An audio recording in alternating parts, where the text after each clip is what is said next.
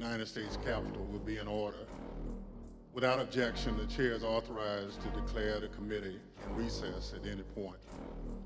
Pursuant to House Deposition Authority Regulation 10, the chair announces the committee's approval to release the deposition material presented during today's hearing.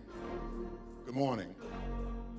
Last week, the Select Committee laid out a preview of our initial findings about the conspiracy overseen and directed by Donald Trump to overturn the results of the 2020 presidential election and block the transfer of power, a scheme unprecedented in American history. My colleagues and I don't want to spend time talking about ourselves during these hearings, but as someone who's run for office a few times, I can tell you at the end of a campaign, it all comes down to the numbers. The numbers tell you the winner and the loser. For the most part, the numbers don't lie. But if something doesn't add up with the numbers, you go to court to get resolution. And that's the end of the line. We accept those results. That's what it means to respect the rule of law. That's what it means to seek elective office in our democracy. Because those numbers aren't just numbers, they're votes. They're your votes. They are the will and the voice of the people. And the very least we should expect from any person seeking a position of public trust is the acceptance of the will of the people, win or lose. Donald Trump didn't. He didn't have the numbers, he went to court. He still didn't have the numbers, he lost. But he betrayed the trust of the American people. He ignored the will of the voters. He lied to his supporters and the country. And he tried to remain in office after the people had voted him out. And the courts upheld the will of the people. This morning, we'll tell the story of how Donald Trump lost an election and knew he lost an election. And as a result of his loss, decided to wage an attack on our democracy. An attack on the American people by trying to rob you of your voice in our democracy. And in doing so, lit the fuse that led to the horrific violence of January 6th, when a mob of his supporters stormed the Capitol sent by Donald Trump to stop the transfer of power. Today, my colleague from California, Ms. Lofgren, and our witnesses will detail the Select Committee's findings on these matters. But first, I will recognize our distinguished Vice Chair, Ms. Cheney of Wyoming, for any opening statement she'd care to offer. Thank you very much, Mr. Chairman. Last week, as the chairman noted, our committee began outlining a 7-part plan overseen by President Trump to overturn the 2020 election. Today, we will begin looking at the initial part of that plan. President Trump's effort to convince millions of Americans that the election was stolen from him by overwhelming fraud. The federal court has already reviewed elements of the committee's evidence on this point and said this, quote, "In the months following the election, numerous credible sources from the president's inner circle to agency leadership and statisticians informed President Trump and Dr. Eastman that there was no evidence of election fraud," close quote, sufficient to overturn the 2020 presidential election. The court's opinion methodically documents each of the principal reasons for that conclusion, and I would urge all those watching to read it. Today, we will begin to show the American people some of our evidence. Today, you will hear much more from former Attorney General Bill Barr's recorded testimony, and you will hear in greater detail what others in the department told President Trump, that his claims of election fraud were nonsense. You will also hear much more from President Trump's own campaign experts, who had also concluded that his fraud claims could not be supported. Let me focus briefly on just 3 points now. First, you will hear firsthand testimony that the president's campaign advisors urged him to await the counting of votes and not to declare victory on election night. The president understood even before the election that many more Biden voters had voted by mail because President Trump ignored the advice of his campaign experts and told his supporters only to vote in person. Donald Trump knew before the election that the counting of those mail-in ballots in several states would not begin until late in the day and would not be complete for multiple days. This was expected, reported, and widely known. You will also hear testimony that President Trump rejected the advice of his campaign experts on election night and instead followed the course recommended by an apparently inebriated Rudy Giuliani to just claim he won and insist that the vote counting stop, to falsely claim everything was fraudulent. He falsely told the American people that the election was not legitimate. In his words, quote, a major fraud. Millions of Americans believed him. Second, pay attention to what Donald Trump and his legal team said repeatedly about Dominion voting machines. Far-flung conspiracies with a deceased Venezuelan communist allegedly pulling the strings. This was, quote, complete nonsense, as Bill Barr said. President Trump's own campaign advisors, his Department of Justice, and his cybersecurity experts all told him the same thing. Here, for example, is White House lawyer Eric Hirschman. His view was shared by many of the Trump team who we interviewed. I thought the Dominion stuff was, I never saw any evidence whatsoever to sustain this evidence. And third, as Mike Pence's staff started to get a sense for what Donald Trump had planned for January 6th, they called the campaign experts to give them a briefing on election fraud and all the other election claims. On January 2nd, the general counsel of the Trump campaign, Matthew Morgan, this is the campaign's chief lawyer, summarized what the campaign had concluded weeks earlier, that none of the arguments about fraud or anything else could actually change the outcome of the election. Generally discussed on that topic was whether the fraud, maladministration, abuse, or irregularities, if aggregated and read most favorably to the campaign, would that be outcome determinant? And I think everyone's assessment in the room, at least amongst the staff, Mark Short, myself, and Greg Jacob, was that it was not sufficient to be outcome determinant. As is obvious, this was before the attack on the Capitol. The Trump campaign legal team knew there was no legitimate argument, fraud, irregularities, or anything to overturn the election. And yet President Trump went ahead with his plans for January 6th anyway. Mr. Chairman, hundreds of our countrymen have faced criminal charges. Many are serving criminal sentences because they believed what Donald Trump said about the election, and they acted on it. They came to Washington, D.C. at his request. They marched on the Capitol at his request. And hundreds of them besieged and invaded the building at the heart of our constitutional republic.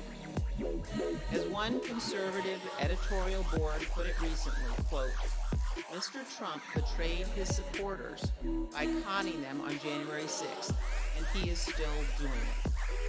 Another conservative editorial board that has long supported President Trump said last week, Donald Trump, quote, won't stop insisting that 2020 was stolen, even though he has offered no proof that is true. And this, Donald Trump now, quote, clings to more fantastical theories, such as Dinesh D'Souza's debunked 2000 mule, even as recounts in Arizona, Georgia, and Wisconsin confirm Trump lost. Those are the correct conclusions to draw from the evidence gathered by this committee. We have much more evidence to show the American people on this point than we can reasonably show in one hearing. But today, we will begin. Thank you, Mr. Chairman. I yield back. Without objection, the chair recognizes the gentlewoman from California, Ms. Laughlin, for the statement. Well, thank you, Mr. Chairman. In our opening hearing, we gave an overview of our investigation of the January 6th plot to overthrow the election was complex and had many parts which will be explored in remaining hearings. Today, we examine the false narrative that the 2020 election was stolen. Former President Trump's plan to overturn the election relied on a sustained effort to deceive millions of Americans with knowingly false claims of election fraud. All elements of the plot relied on convincing his supporters about these false claims. Today, we'll demonstrate the 2020 election was not stolen. The American people elected President Joe Biden. We'll present evidence that Mr. Trump's claims of election fraud were false, that he and his closest advisors knew those claims were false, but they continued to peddle them anyway, right up until the moments before a mob of Trump supporters attacked the Capitol. We'll also show that the Trump campaign used these false claims of election fraud to raise hundreds of millions of dollars from supporters who were told their donations were for the legal fight in the courts. But the Trump campaign didn't use the money for that. The big lie was also a big ripoff. The former president laid the groundwork for these false claims well in advance of the election. As early as April 2020, Mr. Trump claimed that the only way he could lose an election would be as a result of fraud. You know the things with bundling and all of the things that are happening with votes by mail, where thousands of votes are gathered, and I'm not going to say which party does it, but thousands of votes are gathered and they come in and they're dumped in a location, and then all of a sudden you lose elections if you think you're going to win. The only way we're going to lose this election is if the election is rigged. Remember that. It's the only way we're going to lose this election. This is going to be a fraud like you've never seen. Did you see what's going on? Take a look at West Virginia, mailmen selling the ballots. They're being sold. They're being dumped in rivers. This is a horrible thing for our country. This is not going to end well. Mr. Trump decided even before the election that regardless of the facts and the truth, if he lost the election, he would claim it was rigged. Mr. Trump was right about one thing. It did not end well. On election night, Mr. Trump claimed even before the votes were counted that his loss was a result of fraud. Now, Thursday, we had testimony from Attorney General Barr about the Department of Justice investigation of Mr. Trump's fraud claims. Barr told Trump directly that his claims were BS. Yet, after hearing the truth and that warning from the AG, Mr. Trump continued to peddle the false claims of fraud. You'll hear detailed testimony from Attorney General Barr describing the various election fraud claims the Department of Justice investigated.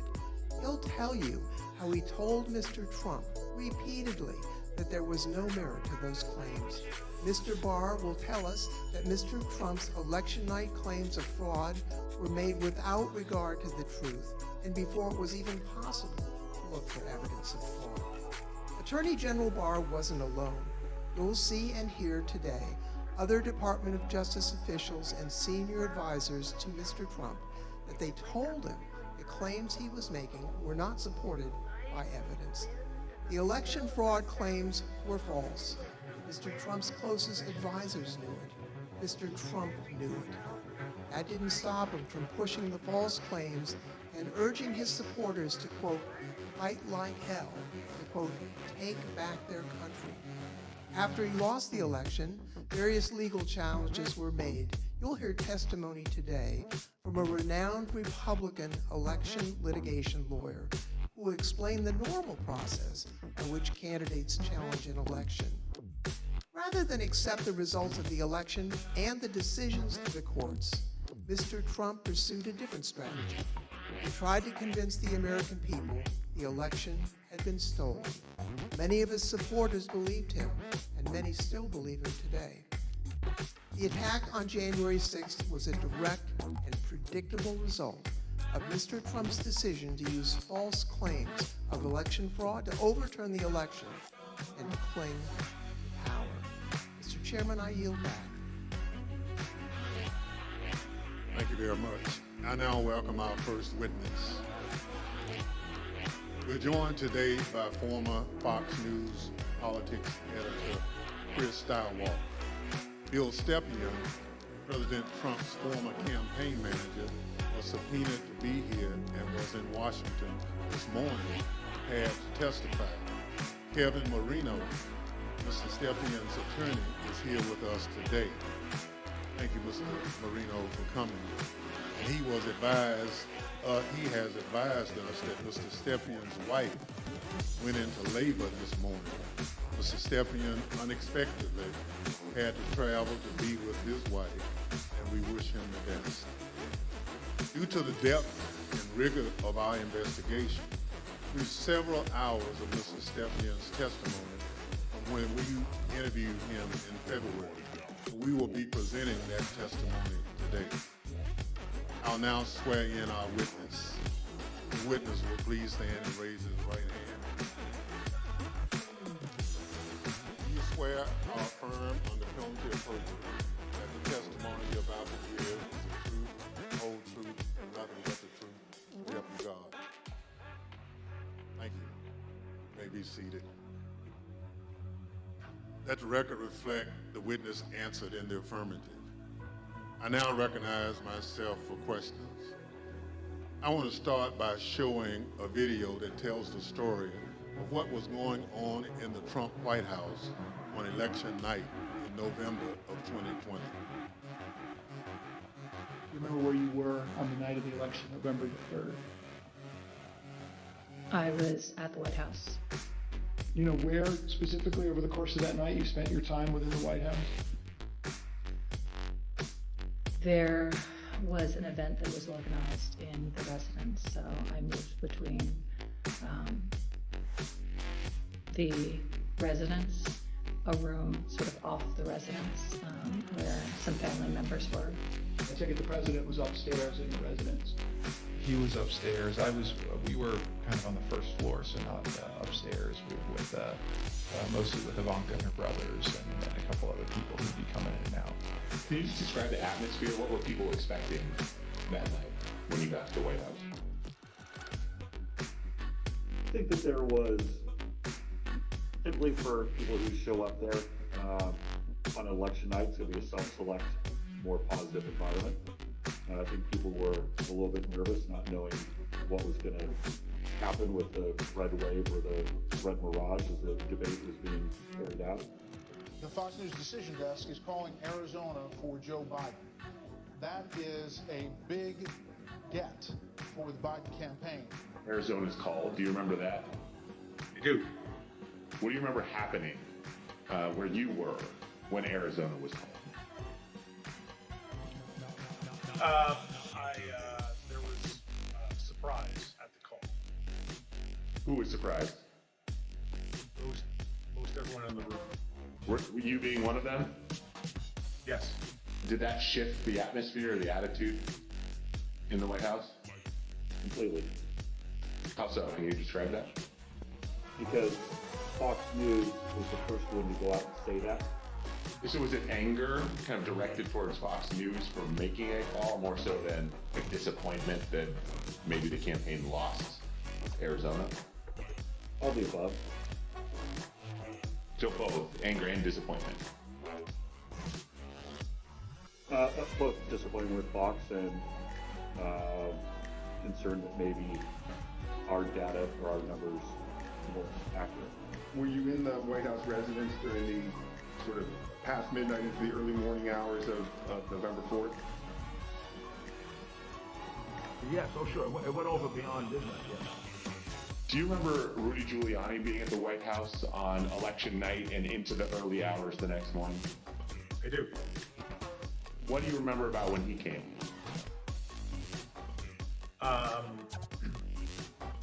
He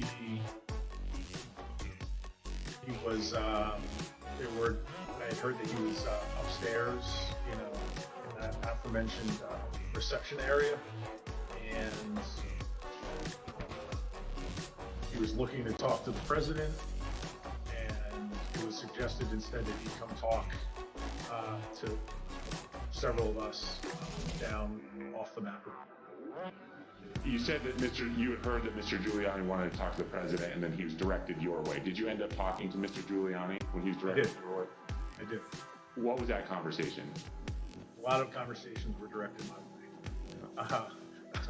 A few of us, myself, Jason Miller, Justin Clark, Mark Meadows, gathered in a room off the map room to listen to whatever Rudy presumably wanted to say to the president. Was there anyone in that conversation who, in your observation, had too much to drink? Mayor Giuliani. Tell me more about that. What was your observation about his potential intoxication during that discussion about what the president should say when he's addressed the nation on election night? And the mayor was definitely intoxicated, but I do not know his level of intoxication when he spoke with the president, for example. Were you part of any discussions with the people I mentioned, Mr. Stepien, Mr. Meadows, or anyone else, about whether the president should make any sort of speech on election night? I mean, I spoke to the president. They may have been present, but spoke to the president several times that night.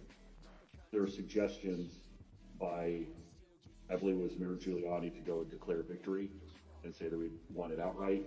It was far too early to be making any calls like that.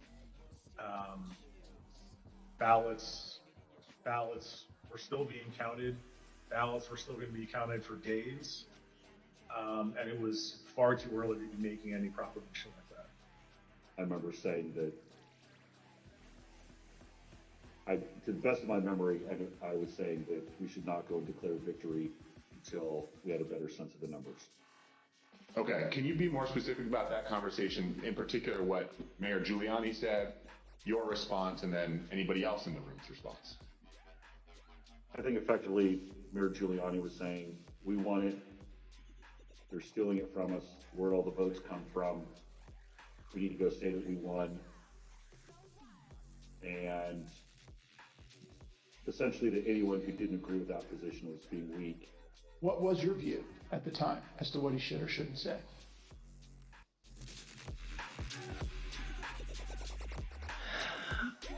I don't know that I had a firm view as to what he should say in that circumstance. The results were still being counted. It was becoming clear that the race would not be called on election night. My recommendation was to say that votes were still being counted. It's too early to tell, too early to call the race, but we proud of the race we ran, and we think we're in good position. We'll have more to say about this, the next day or the next day, whenever we had something to say. And did anybody who was a part of that conversation disagree with your message? Yes. Who was that? The president disagreed with that. I don't recall the particular words. He thought I was wrong. He told me so, and that they were gonna, go he was gonna go in a different direction. This is a fraud on the American public. This is an embarrassment to our country. We were getting ready to win this election. Frankly, we did win this election.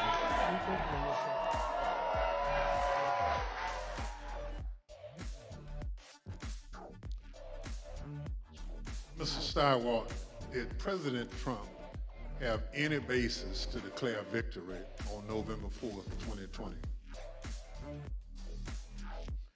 Thank you. Mr. Stepien also testified that President Trump had no basis for declaring victory at that point in time.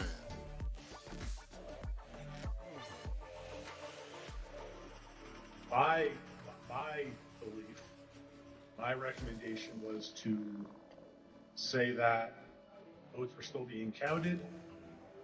It's too early to tell, too early to call the race, but you know, we proud of the race we ran, and we, you know, think we're in good position, and we'll have more to say about this, you know, the next day or the next day, whenever we have something to say. Thank you. Mr. Stilwell, after the votes were counted, who won the presidential election of 2020? Joseph Robinette Biden Jr. of the great state of Delaware. Thank you. That's the bottom line. We've had an election. Mr. Trump lost, but he refused to accept the results of the democratic process. Pursuant to Section 5C8 of House Resolution 503, I now recognize the gentlewoman from California, Ms. Lofgren, for questions. Thank you, Mr. Chairman. Mr. Schauwald, I'd like you to explain a term that was thrown around a lot during the election, and that's the so-called red mirage. What does that mean? So, in the 40 or 50 years, let's say, that Americans have increasingly chosen to vote by mail or early or absentee, Democrats prefer that method of voting more than Republicans do. So basically, in every election, Republicans win Election Day and Democrats win the early vote. And then you wait and start counting, and it depends on which ones you count first, but usually it's Election Day votes that get counted first. And you see the Republicans shoot ahead, and then the process of bailing and binding and unbinding all those mail-in votes.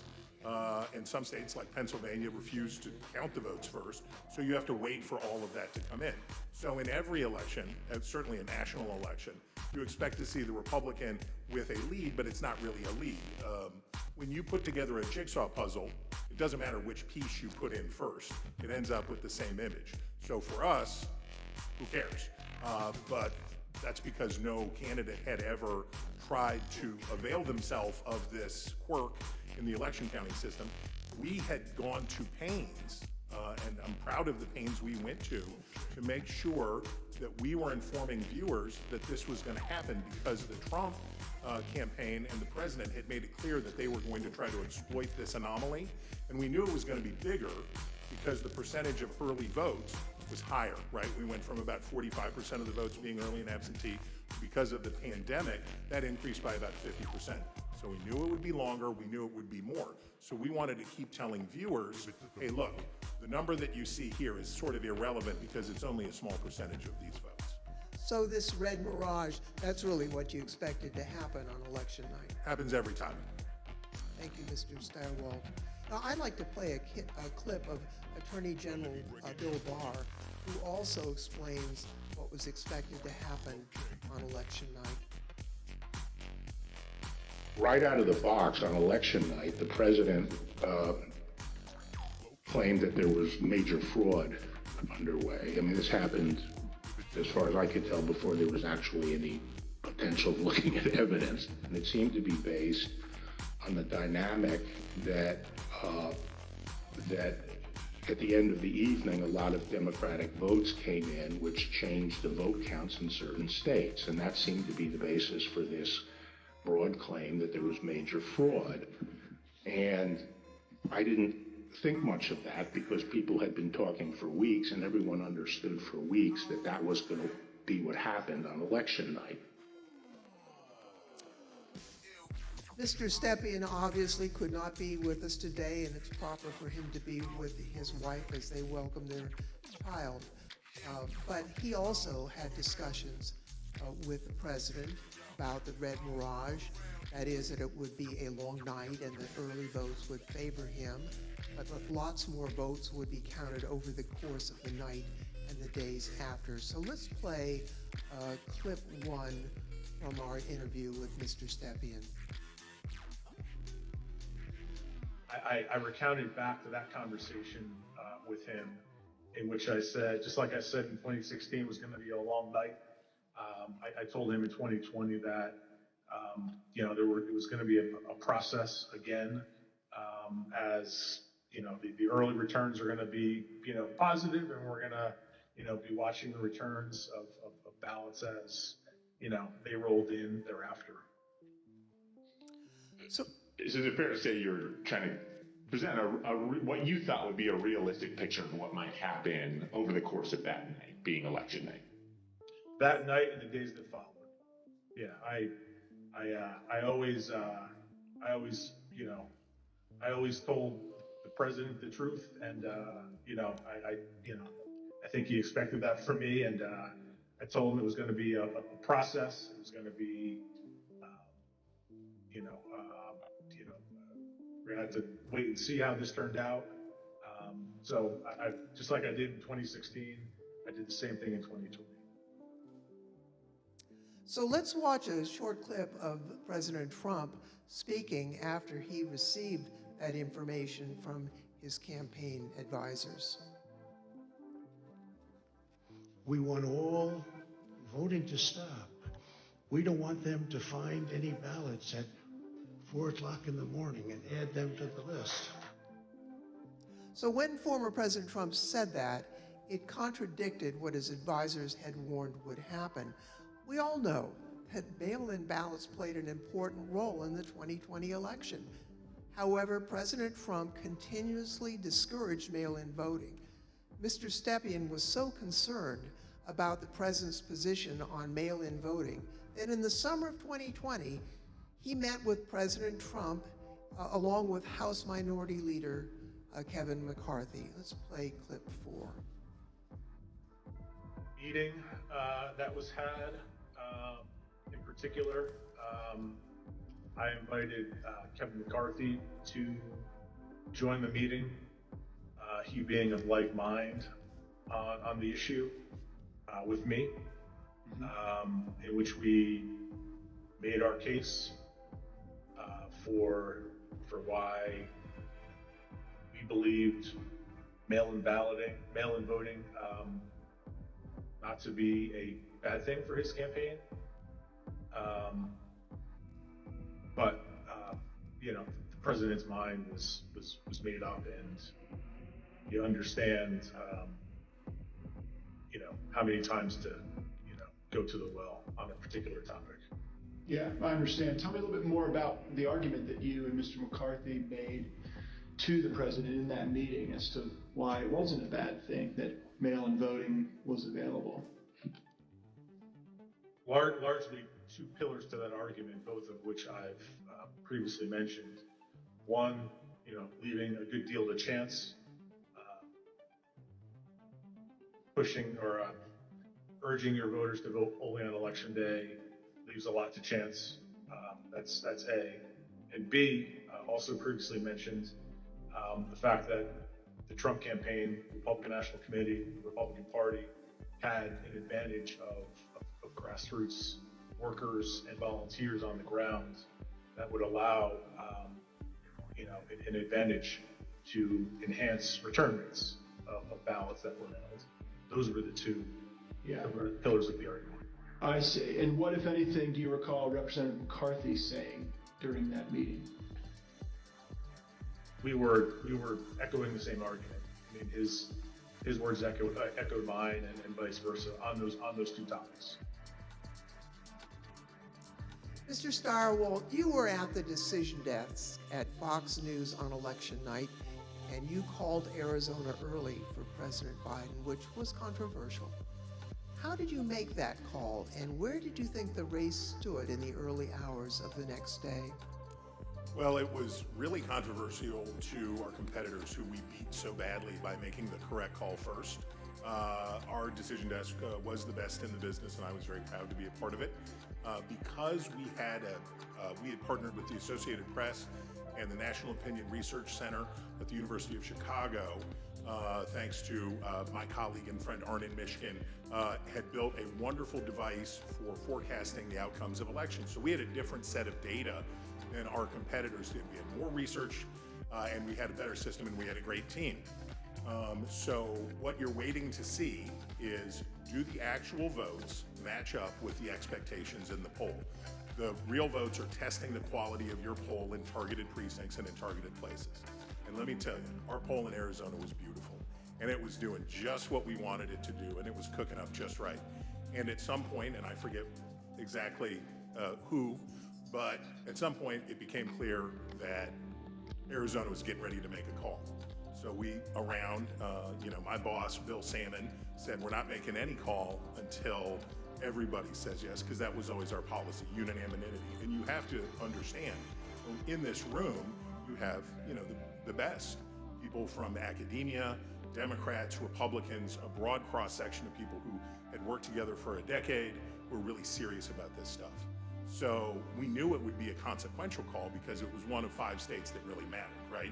Wisconsin, Michigan, Pennsylvania, Georgia, Arizona were the ones that we were watching.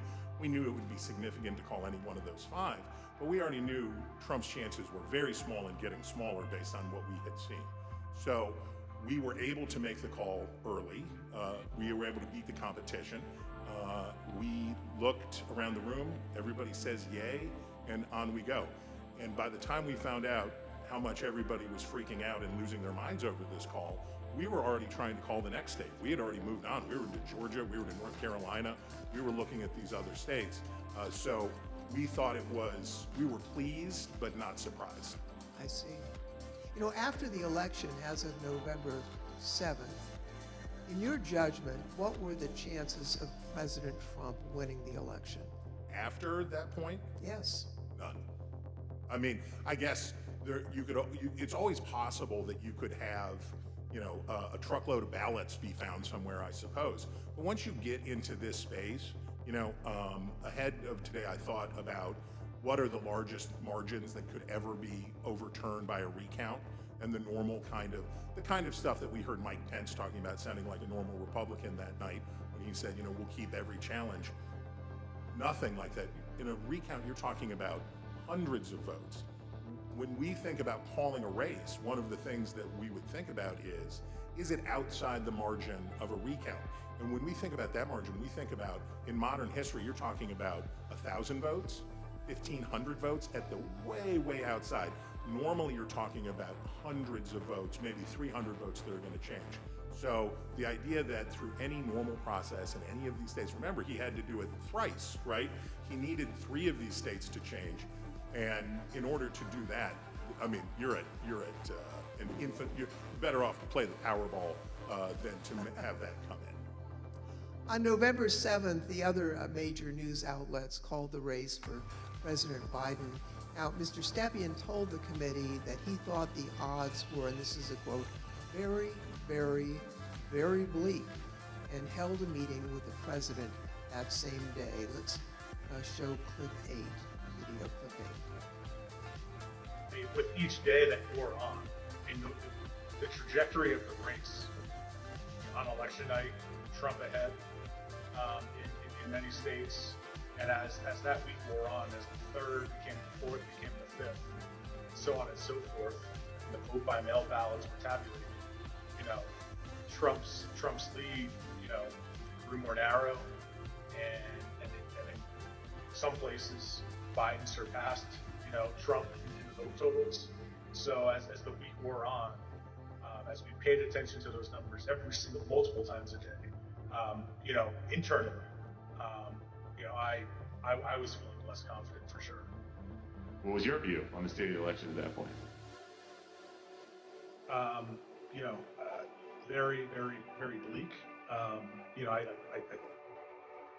We told him, the group that went over there outlined, my belief in chances for success at this point, and then we pegged it at 5, maybe 10% based on recounts that either were automatically initiated or could be initiated based on realistic legal challenges, not all the legal challenges that eventually were pursued.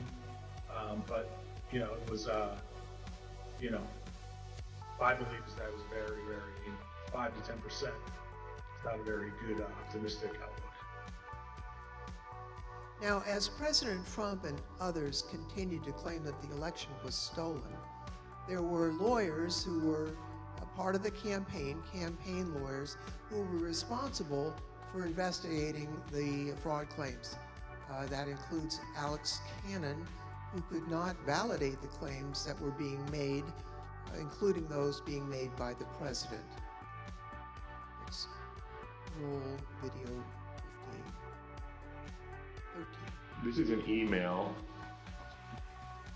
It's two emails, actually. The first is from Alex Cannon to you and Faith McPherson. And then you forward that email on to Mark Meadows, Justin Clark, and Jason Miller, the subject being AZ Federal ID Voters. If you look at the original email there, it says, Bill, we completed the AZ analysis you requested. I assume that's about Arizona. And because of the substantial uncertainty surrounding the databases, this is a highly unreliable way to identify ineligible voters. Can you explain the task that you gave to Ms. Cannon for this Arizona analysis? Sure.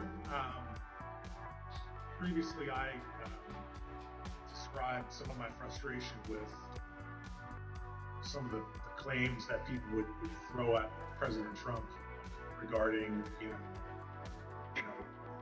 need to look at this, this happened in this state, or that happened in that state. And it would be, those would flow to us to look into. I talked about that before, I think. Yeah. This is an example of that. I recall in Arizona, someone had thrown out, I believe this to be the claim, that there were thousands of illegal citizens, people not eligible to vote, having cast their ballots in Arizona. Someone had thrown out that claim to President Trump. And with, the margins being as close as they were, as I previously described, that could potentially matter.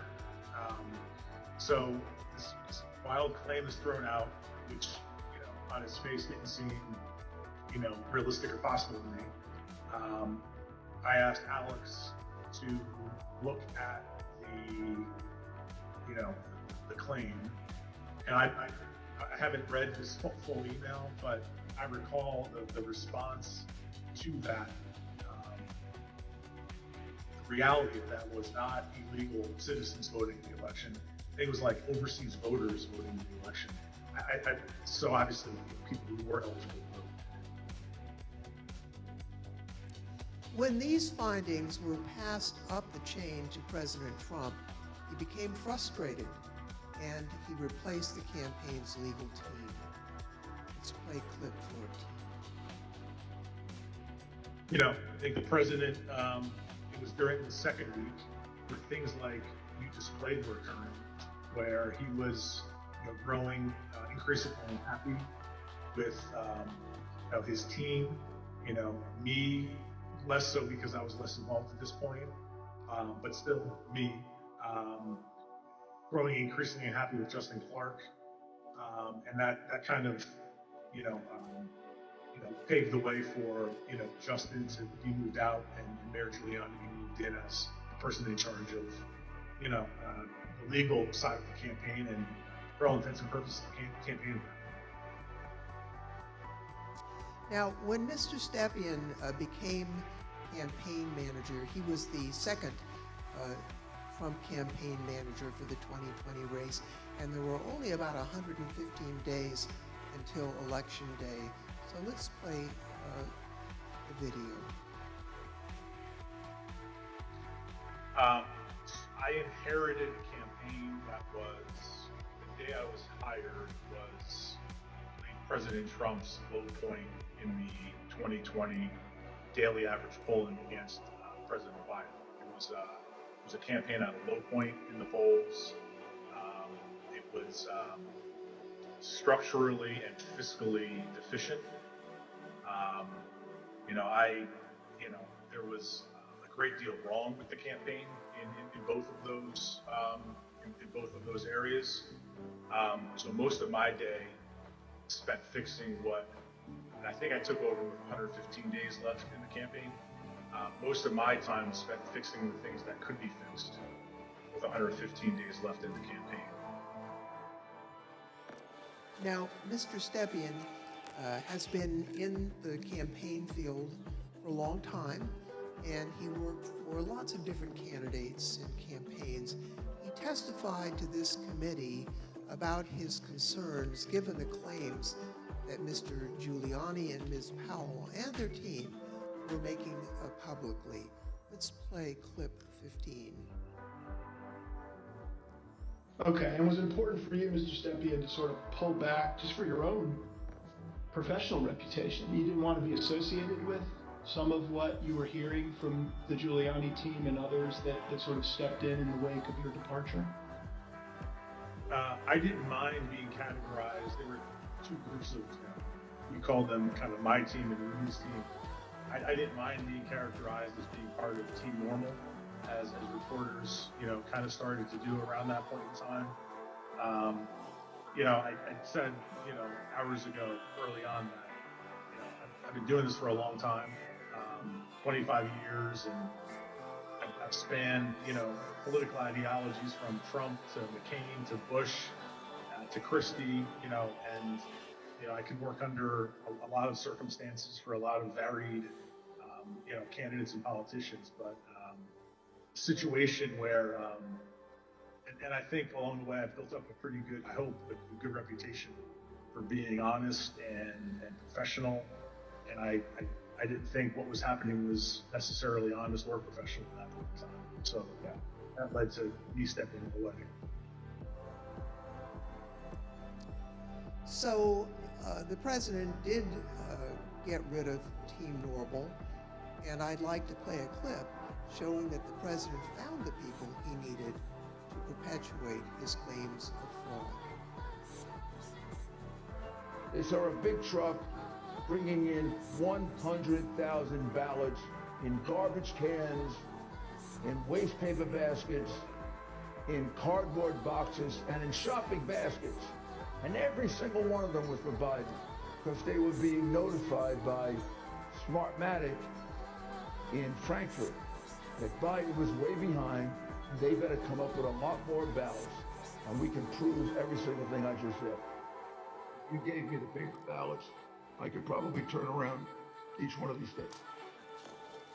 I'm absolutely convinced if you let me examine each one of those ballots, I'd pull out enough that were fraudulent that it would shake the hell out of the country. It can set and run an algorithm that probably ran all over the country to take a certain percentage of votes from President Trump and flip them to President Biden, which we might never have uncovered had the votes for President Trump not been so overwhelming in so many of these states that it broke the algorithm. I remember that one of the things Mark said at some point was, you can't show an actual vote that's flipped, which I found at the time to be a remarkable assertion, because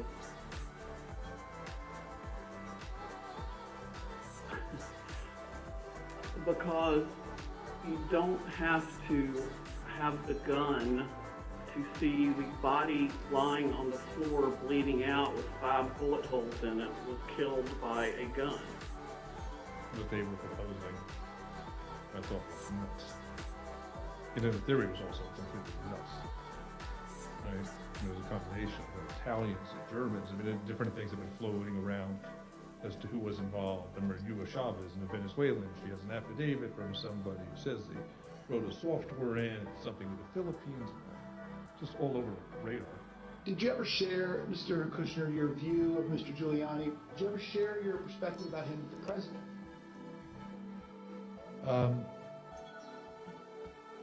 I guess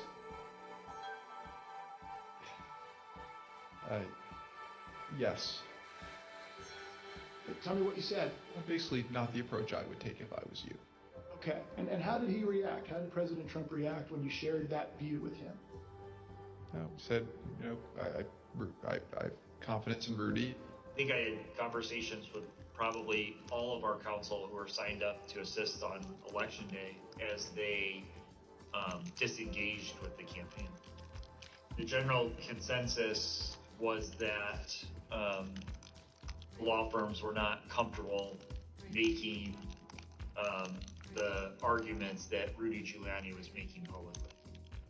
I seem to recall that I had a similar conversation with most all of them.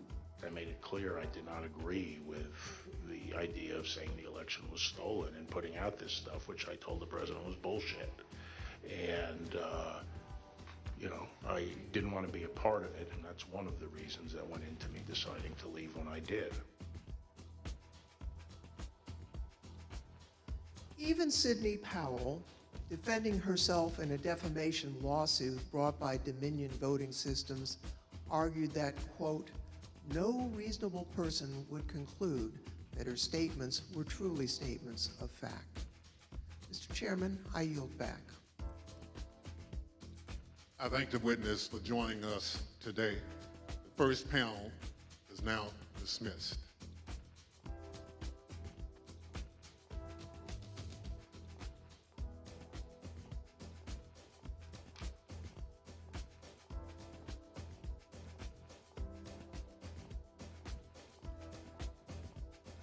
Without objection, the chair recognizes the gentlewoman from California, Ms. Loughran.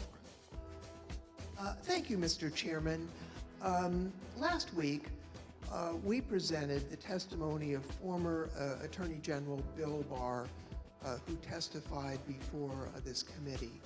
Today, we present additional evidence, including his testimony that former President Trump started making claims of election fraud immediately after the election, and that Barr concluded the claims were untrue.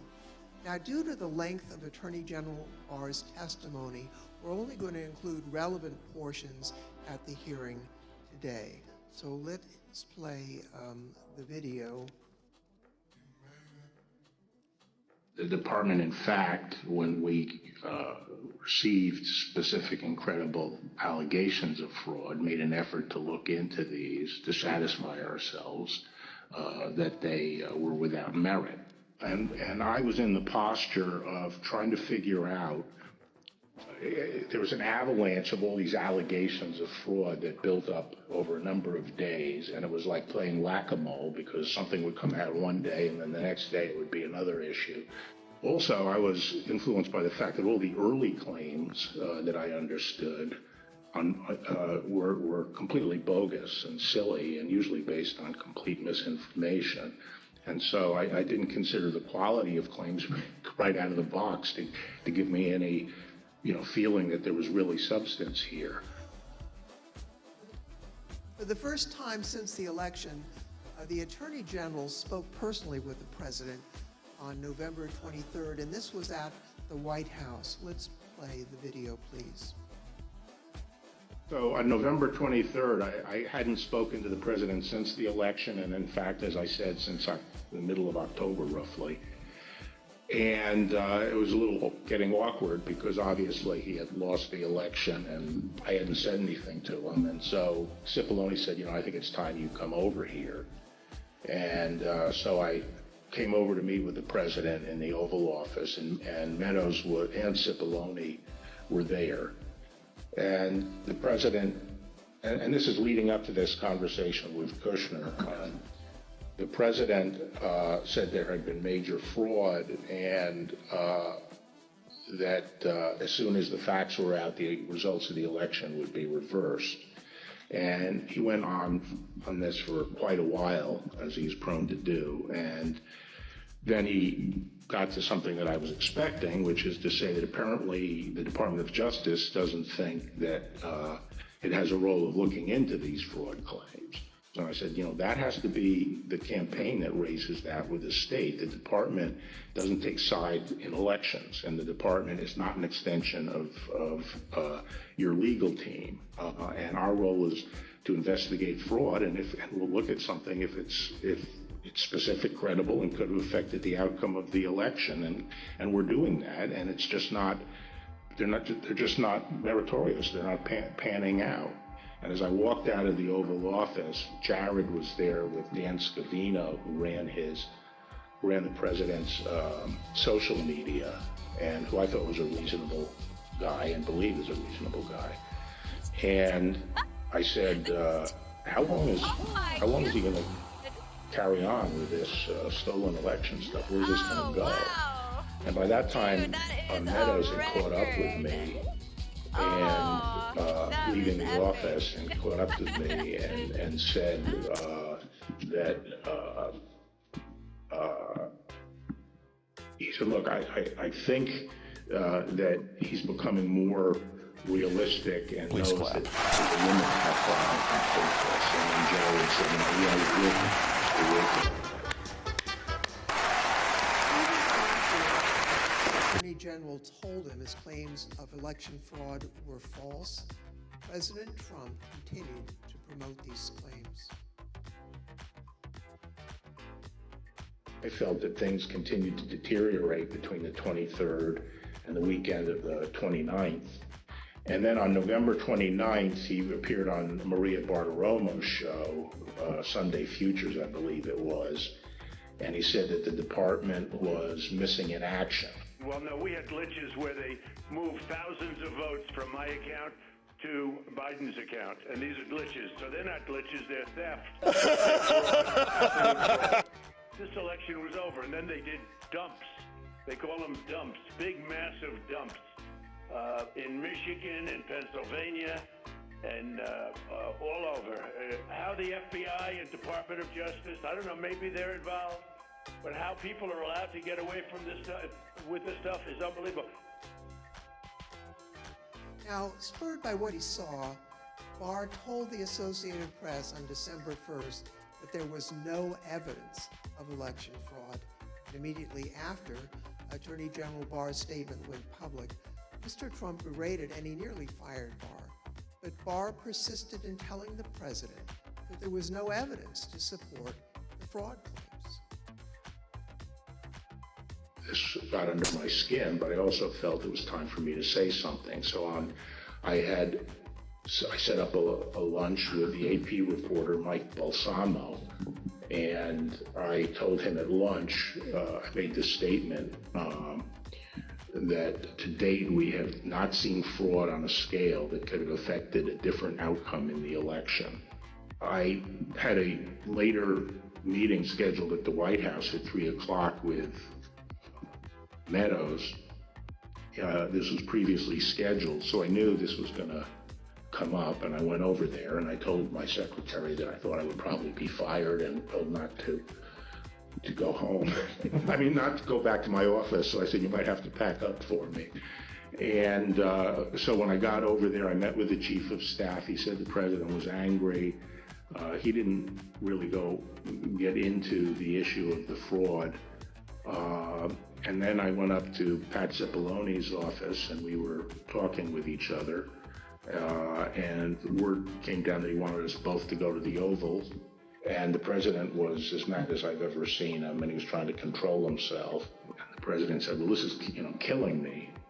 You didn't have to say this. You must have said this because you hate Trump. You hate Trump. And then he raised the big vote dump, as he called it, in Detroit.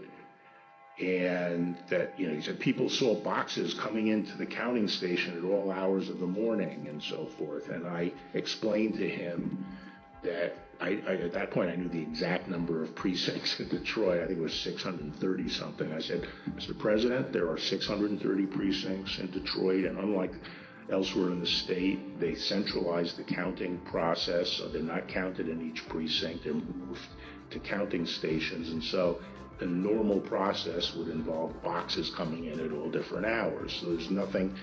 And I said, did anyone point out to you, did all the people complaining about it point out to you actually did better in Detroit than you did last time? I mean, there's no indication of fraud in Detroit. And I told him that the stuff that his people were shoveling out to the public was bullshit. And that the claims of fraud were bullshit. And, he was indignant about that. And I reiterated that they wasted a whole month on these claims on the Dominion voting machines, and they were idiotic claims. And I specifically raised the Dominion voting machines, which I found to be among the most disturbing allegations. Disturbing in the sense that I saw absolutely zero basis for the allegations, but they were made in such a sensational way that they obviously were influencing a lot of people, members of the public, that there was this systemic corruption in the system and that their votes didn't count and that these machines controlled by somebody else were actually determining it, which was complete nonsense. And it was being laid out there, and I told them that it was crazy stuff and they were wasting their time on that. And it was doing a grave disservice to the country. Okay, so the very next day, the president released a video rehashing some of the very same claims that his chief law enforcement officer had told him were, quote, nonsense. Here's an example. This is Michigan. At 6:31 in the morning, a vote dump of 149,772 votes came in unexpectedly. We were winning by a lot. That batch was received in horror. We have a company that's very suspect. Its name is Dominion. With the turn of a dial or the change of a chip, you can press a button for Trump and the vote goes to Biden. What kind of a system is this? Barr again told the president that there was nothing to these claims on December 14th. When I walked in, sat down, he went off on a monologue saying that there was now definitive evidence involving fraud through the Dominion machines, and a report had been prepared by a very reputable cybersecurity firm, which he identified as Allied Security Operations Group, and he held up the report, and then he asked that a copy of it be made for me. And while a copy was being made, he said, you know, this is absolute proof that the Dominion machines were rigged. The report means that I'm going to have a second term. And then he gave me a copy of it, and as he talked more and more about it, I sat there flipping through the report and looking through it. And to be frank, it looked very amateurish to me. Didn't have the credentials of the people involved, but I didn't see any real qualifications. And the statements were made very conclusory, like, you know, these machines were designed to, you know, engage in fraud or something to that effect, but I didn't see any supporting information for it. And I was somewhat demoralized because I thought, boy, if he really believes this stuff, he has, you know, lost contact with he's become detached from reality if he really believes this stuff. On the other hand, you know, when I went into this and would, you know, tell him how crazy some of these allegations were, there was never an indication of interest in what the actual facts were. My opinion then and my opinion now is that the election was not stolen by fraud. And I haven't seen anything since the election that changes my mind on that, including the 2000 Mules movie. Well, maybe you can assess that 2000 Mules since people were talking about that. Well, I mean, just in a nutshell, you know, I just think that the GBI was unimpressed with it, and I was similarly unimpressed with it because I think I was holding my fire on that to see what the photographic evidence was, because I thought, well, hell, if they have a lot of photographs of the same person dumping a lot of ballots in different boxes, you know, that's hard to explain. So I wanted to see what the photographic evidence was, but the cell phone data is singularly unimpressive. I mean, if you take 2 million cell phones and figure out where they are physically in a big city like Atlanta or wherever, just by definition, you're going to find many hundreds of them have passed by and spent time in the vicinity of these boxes. And the premise that, if you go by a box, 5 boxes or whatever it was, that's a mule is just, by definition, you're going to have hundreds of this. I mean, I saw one contractor said, we figured out that our truck alone would account for 6 cell phone signals. This was some kind of contractor, and our route would take us by these things on a regular basis. So but then when the movie came out, I think the photographic evidence in it was completely there was a little bit of it, but it was lacking.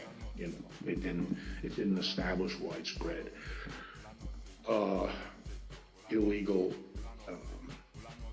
harvesting. The other thing is people don't understand is that it's not clear that even if you can show harvesting, that changes the results of the election. The courts are not going to throw out votes and then figure out what votes were harvested and throw them out. It's still the burden on the challenging party to show that illegal votes were cast. Votes were the result of undue influence or bribes, or there was really, the person was non-compos mentis.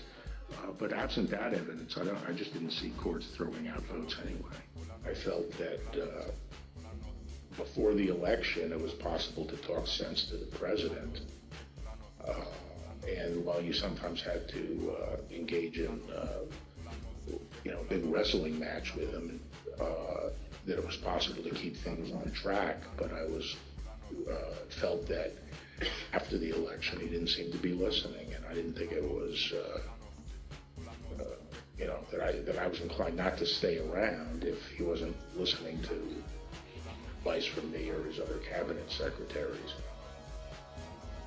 So on December 14th, Barr quit. Now, the Attorney General wasn't the only person who told the president that his claims were false. Other officials and close advisors told him the same thing. Other than try to address a counterfactual or a hypothetical, let me just say, there were instances where the president would say, people are telling me this, or I heard this, or I saw on television the impropriety in Atlanta or Pennsylvania or something. And we were in a position to say, our people have already looked at that, and we know that you're getting bad information, that's not correct. It demonstrated to be incorrect from our point of view. Have been debunked. A month and a half or so after the election day, and at that meeting, various allegations of fraud were discussed, and Eric and Pat didn't, told the group, president included, that none of those allegations had been substantiated to the point where they could be the basis for any litigation challenge to the election. President Trump's own vice president and his top advisors also knew that there wasn't evidence to support the claims that the president was making.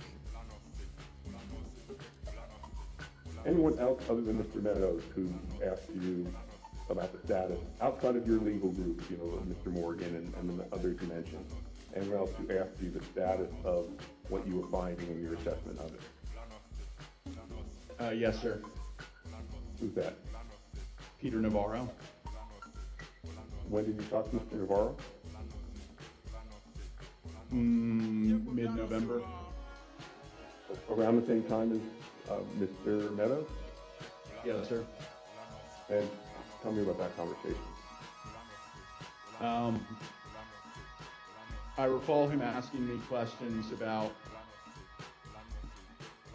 Dominion and maybe some other categories of allegations of voter fraud. And I remember telling him that I didn't believe the Dominion allegations because I thought the hand recount in Georgia would resolve any issues with the technology problem and with Dominion flipping votes. And I mentioned at that time that the CISA, Chris Krebs, had recently released a report saying that the election was secure. And I believe Mr. Navarro accused me of being an agent of the deep state working with Chris Krebs against the president. And I never took another phone call from Mr. Navarro. Anyone else besides Mr. Meadows, Mr. Navarro, Mr. Hirschman that you had discussions with inquiring about what you were finding in your review of the allegations that were pouring in?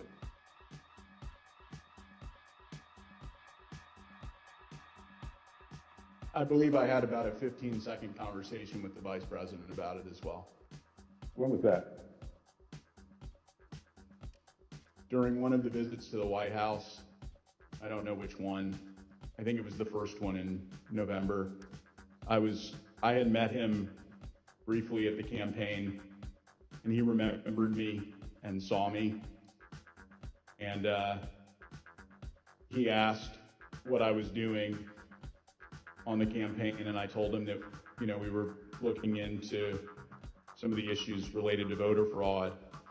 And he asked me, I don't remember his exact words, but he asked me if we were finding anything. And I said that I didn't believe we were finding it, or I was not personally finding anything sufficient to alter the results of the election. And he thanked me. That was our interaction. At a later hearing, you'll hear live testimony from the former acting Deputy Attorney General of the Department of Justice, Rich Donahue. But now I'd like to play a portion of his testimony. I tried to, again, put this in perspective and to try to put it in very clear terms to the president.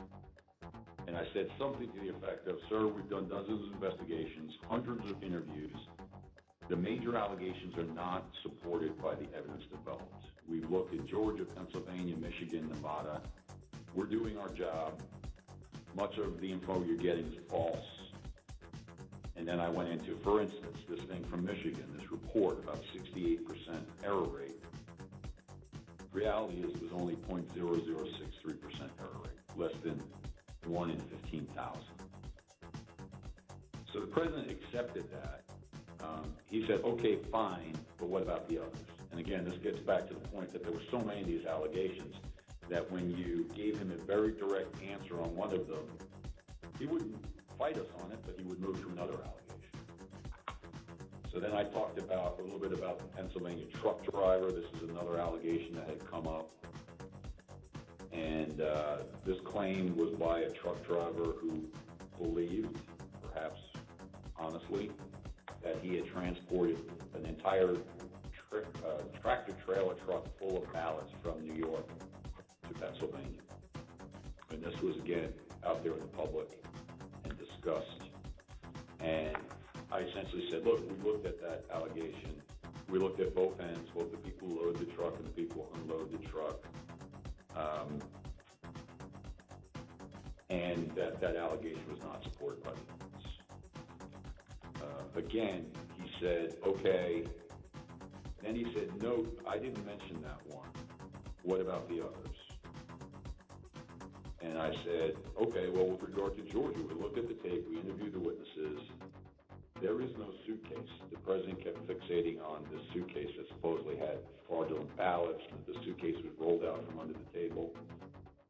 And I said, no, sir, there is no suitcase. You can watch that video over and over. There is no suitcase. There is a wheeled bin where they carry the ballots, and that's just how they move ballots around that facility. There's nothing suspicious about that at all. I told them that there was no multiple scanning of the ballots. One part of that allegation was that they were taking one ballot and scanning it through 3 or 4 or 5 times to rack up votes, presumably for Vice President Biden. I told him that the video did not support that. Then he went off on double voting. At the top of the next page, he said, dead people are voting. Indians are getting paid to vote. He meant people on Native American reservations. He said there's lots of fraud going on here. Told him flat out that much of the information he's getting is false and or just not supported by the evidence. We look at the allegations, but they don't pan out. Mr. Barr and his advisors were not the only ones who determined that the president's allegations regarding Dominion voting machines were false. So, Mr. Chairman, I ask unanimous consent to include in the record of this hearing reports issued by the Department of Homeland Security's Cybersecurity and Infrastructure Security Agency, otherwise known as CISA, that addressed and rejected the claims of manipulation of voting machines in the 2020 election. Without objection, so ordered. Thank you, Mr. Chairman. I also ask unanimous consent to include in the record a report prepared by the Michigan Senate Oversight Committee that disproved claims of election fraud in Michigan, as well as a statement by 59 of the country's leading election security scientists, noting the absence of any credible evidence that the 2020 election had been altered through technical compromise, and 5 other reports from organizations and individuals confirming there was no widespread fraud in the 2020 election or describing the spread of the former president's lies. Without objection, so ordered. Thank you, Mr. Chairman, and I yield back. Pursuant to the order of the committee for today, the chair declares the committee in recess for a period of approximately 10 minutes.